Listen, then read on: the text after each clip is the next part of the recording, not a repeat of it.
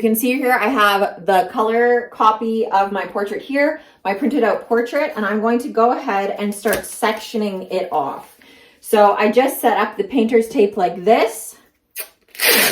And basically you're going to stick your pieces onto the painter's tape because some of the pieces are so small. If you tried to just put it on without tape and you used your spray can, it's just going to blow them away. This also helps me keep it organized by color because there are quite a few pieces.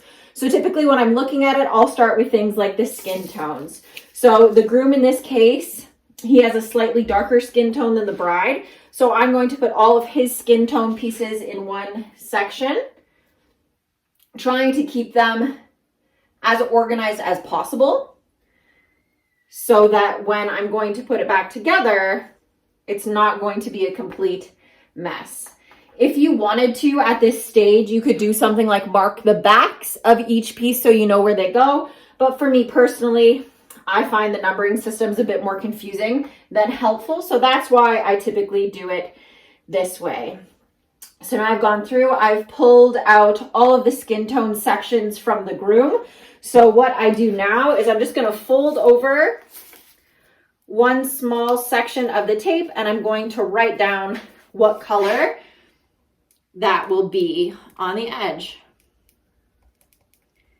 Okay, so that's the darker skin tone. Now on this piece, I'm going to go ahead and take the bride who has a slightly lighter skin tone and take out all of her pieces and stick them here.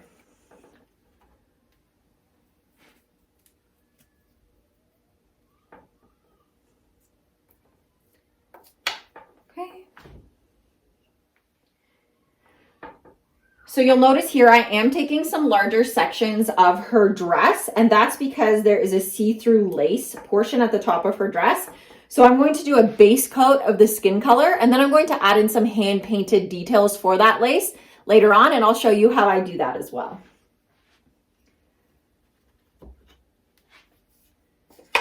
So you can see here, there's a really tiny skin tone piece as an interior cut of this letter here. Be careful not to drop it.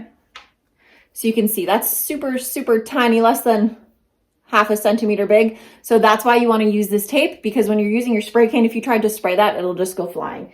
So again, I try to keep everything really organized on the tape and labeling, and then I'm just going to keep going through, folding over and writing the colors it needs to be.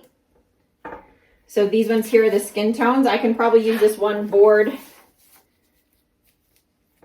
to paint that like this. I'm going to go ahead and finish the rest, and then I'll take you guys with me outside to start the painting process. Before I get into how to spray paint, first I want to go through various types of spray paint and some safety tips for you as well. So when you're going to be spray painting, it's super important to be working in a well-ventilated area. Obviously, I'm outside right now, and the reason for that is because I work out of my basement workshop. I don't have a well-ventilated space within my home in order to do spray painting, so I always have to kind of play around with the weather. A nice sunny day, not too hot, not too cold. It's the perfect temperature to be spray painting outdoors. If it's too hot or too cold, that can mess with your paint. So if you're getting things like crinkling or bubbling within your paint, one of the first things to look at is the temperature and the humidity in which you are using the spray paint. Again, because I'm outside spray painting, I do have to pay attention to things like the weather in order to make sure that I get a really good finish. If you're lucky enough to be working in a well-ventilated shop and you're able to spray paint indoors, you won't have to worry so much about the heat or the cold, but you do have to worry about the safety. So a typical dust mask that you use while woodworking isn't going to be good enough while you're working with spray paint, because spray paint has chemicals and different vapors that a dust mask filter won't pick up. So when I'm spray painting, I use a respirator like this. It provides both lung and eye protection when you're spray painting. Even if you're outside, it's super important to always wear your mask in order to protect yourself. So before I get into the actual spray painting, I'm going to talk to you about the different types of paint that I use. If you have been working with spray paint for a while, you'll know that this filler primer is a super hot item. However, I'm in Canada. One can of filler primer in Canada, as of September 2021, when I'm filming this, it's $15 with the tax. So primer can be very expensive depending on where you live. So you need to decide, is it worth it to use the primer depending on the type of paint that you're using? For me, if I'm doing a very large piece, I will use primer because it provides really good coverage.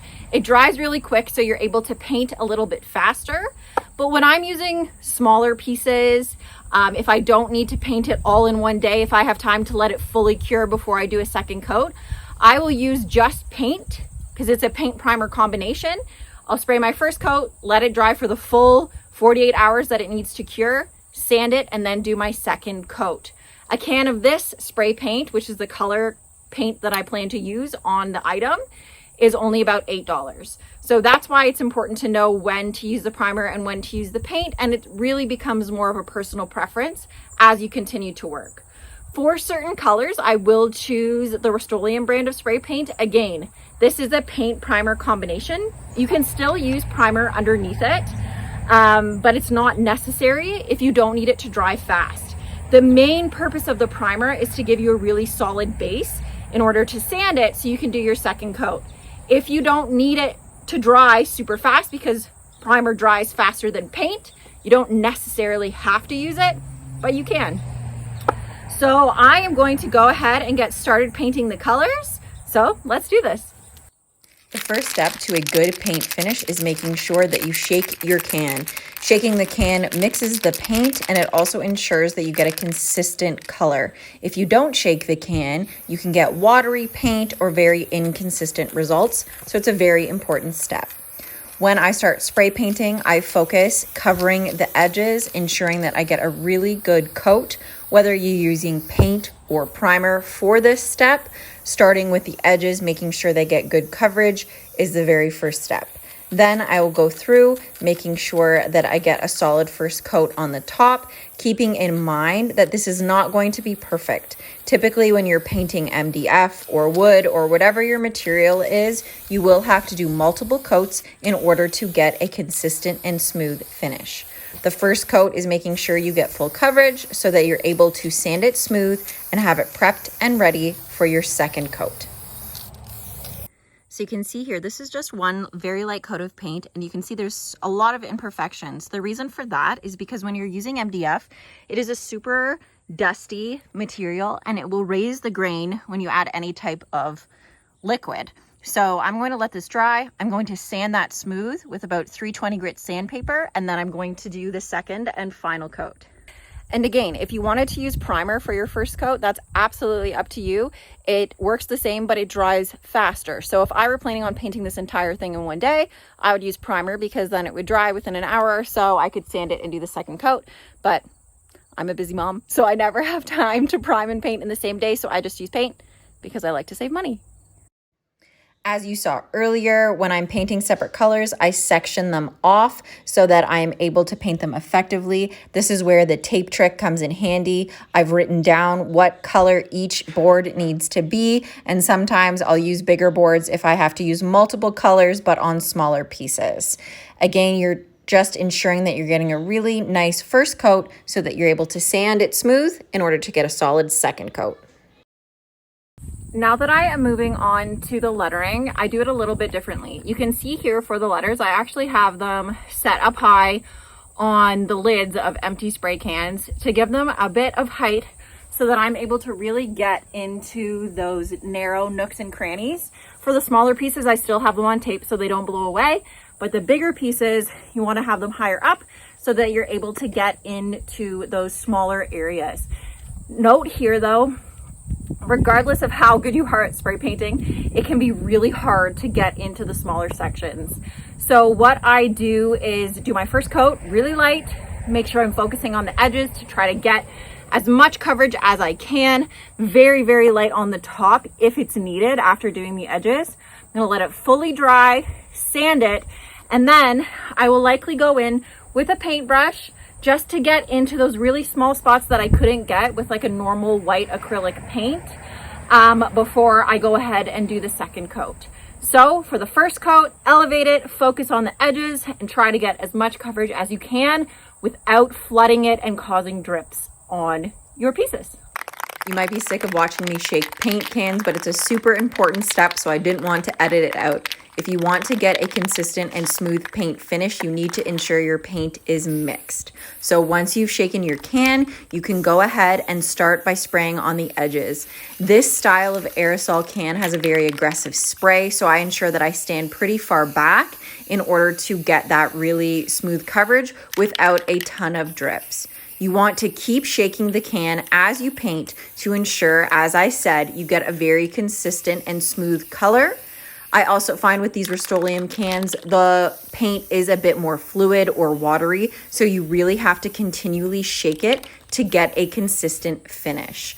I'm focusing on the edges here, trying to get into those little nooks and crannies as best as I can, but not overspraying in order to prevent those drips. So after the first coat, when you zoom in, you can still see the MDF through it. You can see a lot of fuzzies have been pulled up. So the main focus once this fully dries is going to be going over it with probably a 320 grit piece of sandpaper, going through, smoothing that out. I'll take a paintbrush to kind of try to get in those really tiny spots that I'm not sure, like in there, it'll be really hard to get full coverage with a spray can. And then I'll do the final sand before I do another coat of white. So if you have a piece and it looks kind of cruddy like this, don't panic. This is just the first step to getting a really nice paint finish. So once you have your backer cut, the edge banding on, and you've sanded it to your liking, it's time to start staining. So always make sure you have gloves. The stain that I'm using is this Varathane wood stain in dark walnut. That's what my customer chose. I really like using these oil-based stains because they have a really rich, nice color. To apply it, I like using foam brushes, and then I have a rag to wipe off the excess. So you should always be wearing a mask because I'm talking, I don't have mine on right now. But again, it is super important to have that. So when you're staining, you're just gonna go ahead and paint along with the grain. I always do both sides of my rounds. Sometimes if I'm in a huge rush, I'll just do the front, but typically I like to take my time and do both sides so it's got a really nice finish. You're gonna go ahead, make sure you've got nice even coverage, and let it sit for a few minutes. Once it has sat for a few minutes, the color has really soaked into that wood. You're gonna wipe the excess off with your rag, flip it over, and do the other side. Another thing to note when you are staining wood, and I get this question quite often, is why doesn't my stain look the same every time I do it? So stain cans are much like paint, and the sediment and color will settle into the bottom of the can. So it's really important when you're staining to keep stirring it in order to get a nice consistent color. The other thing is different woods will take stains differently. So as I said, I'm using birch plywood for this backer, and the color is going to come out a pretty rich brown for this dark walnut color. If I were to use this on pine or on cedar, it's going to look different on different species of woods because the stain is going to pull out the natural colors of that wood as well. So it's really important to note that it's not always going to look the exact same, but I really think that's what makes it beautiful. Every piece is different. So have fun. Now that I've sanded and done 2 coats of the spray paint base coat, I'm going to go through and hand paint some of the details. So the boutonniere, the bouquet, the lace detailing that will be on her dress. I'm going to add some dimension to his suit, some of the highlights in her hair and glasses. That's all going to be done by hand with the paints that I typically use. I really like using the Deco Art paint, just normal acrylic paint. And then I have a lot of these custom color bear samples that I get at Home Depot. So I like to use these colors as well. You'll see I have lots of them. I have some just basic house paint. So there's a lot of different options that you can use when you're adding in the details. In terms of paintbrushes, I typically just get these bulk brushes off of Amazon. They're just like a cheap paintbrush. They don't last forever, but I don't do a great job washing my brushes anyways, so they do the job. So now that I have all of my supplies, I'm gonna get started. When I'm painting by hand, I always have the color photograph nearby or pulled up on my computer so I'm able to match it as closely as possible. I have spray painted the base of these pieces, a base color, in order to add the details on top of that. Typically, when I'm painting something that has a base color, I do paint over nearly the entire thing, but that base color will show through. So it's important to make sure that that base color is something that will match the final idea that you have in your mind in terms of the coloring. When I'm applying different colors, I like to blend them together and then I'll add details as I go. This lady had darker brown hair with some blonde highlights. So you can see here, I'm adding lighter browns and darker browns, mixing them together in order to get that really natural highlighted look. There are various ways that you can do that and a million different brushes that you can try. This is a very simple way for me in order to add some of those really beautiful details. And for me personally, my goal isn't perfection. I'm not trying to recreate the photograph exactly. I'm doing an artistic take on that photo. So with that in mind, you don't have to focus on perfection. Just do what looks good for you. You're making a piece of art. And I mean, if accuracy is key, you might want to focus a little bit more on it. But for me, it's just having fun and making it look as good as possible. The bouquet is a challenge and it has a lot of different colors. This requires mixing a lot of different paints and playing around with it in order to see what worked best. Flowers are definitely a challenge for me to paint, but I have found that by combining colors and adding things like shadows and dimensions, you can get a really good effect. So now I have all of the pieces painted. You can see I've done all the hand painting details, the spray painting details are done. But before I start to glue it onto the backer, what I'm going to do is a dry fit. And a dry fit is basically just putting everything together where you plan to glue it, making sure that you have all of the pieces and nothing's missing or painted on the wrong side. That's definitely something I've done before. So a dry fit is key to ensure that you have everything you need and it will fit properly.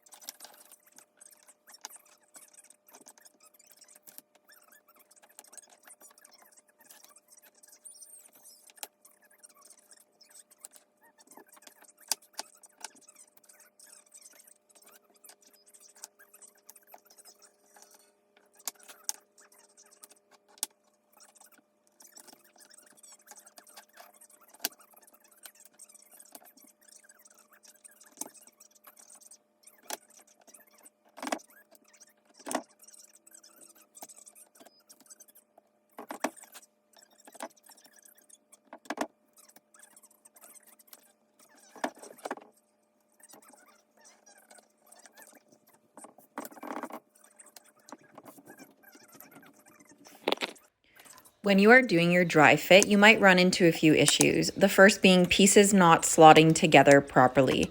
The reason this can happen is when you've painted, there could be ridges along the edge or drips that are causing the pieces not to fit together tightly. The other thing is the reason why I said to use a number 5 blade for the majority of your piece is you want to ensure that you have that gap that will allow a little bit of wiggle room if you do have some excess paint. I typically will sand the sides before I do my dry fit to make sure that it fits properly, but that's definitely something to keep in mind when you're cutting and planning it out and also painting and putting it back together. I really love the dry fit process because it does ensure that everything fits together nicely, and also, as I said, that you've painted things on the right side. It does happen to the best of us, so if you do make a mistake, don't worry, you can always fix it and continue on to complete your project.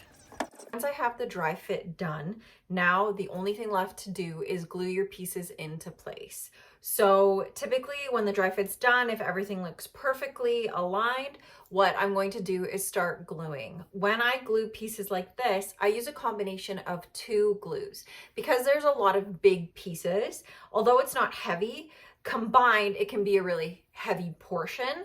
So I really like to use super glue or CA glue of any kind that's really quick drying for the tiny pieces and for the outer edges.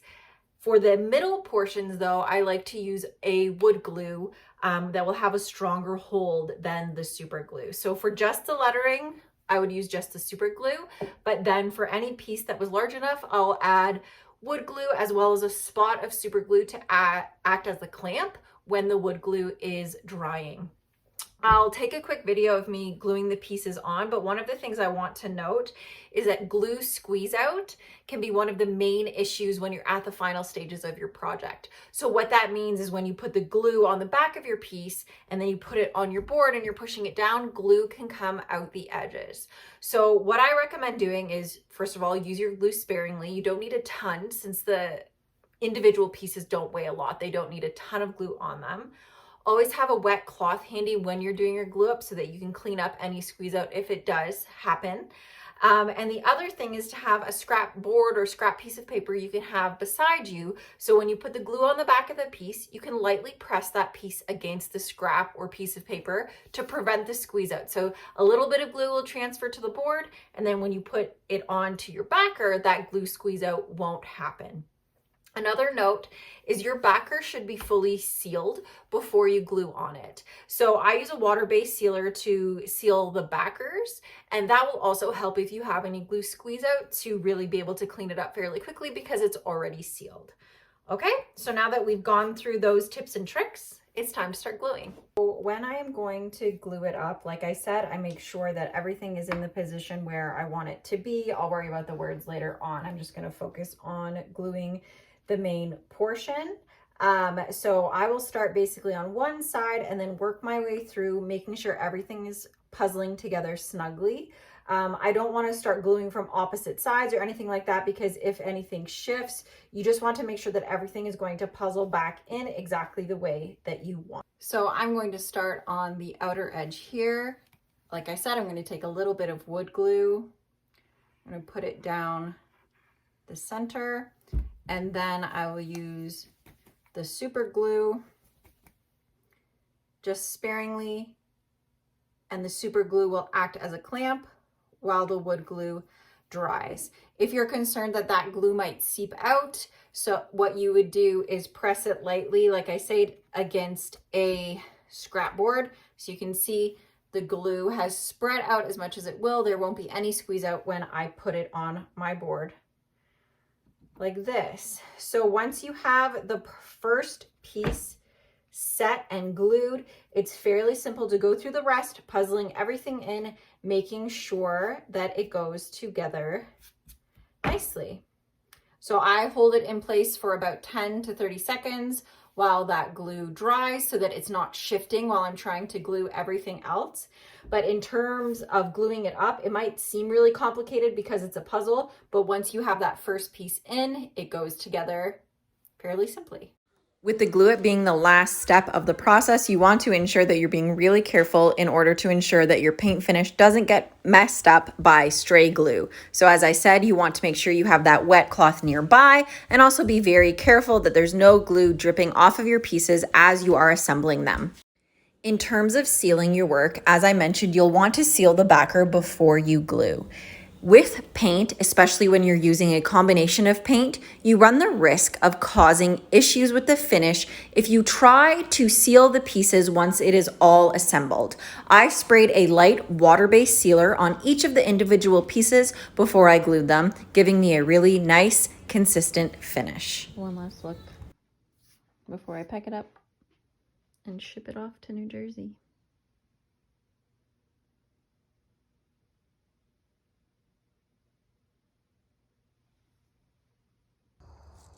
You can make this too.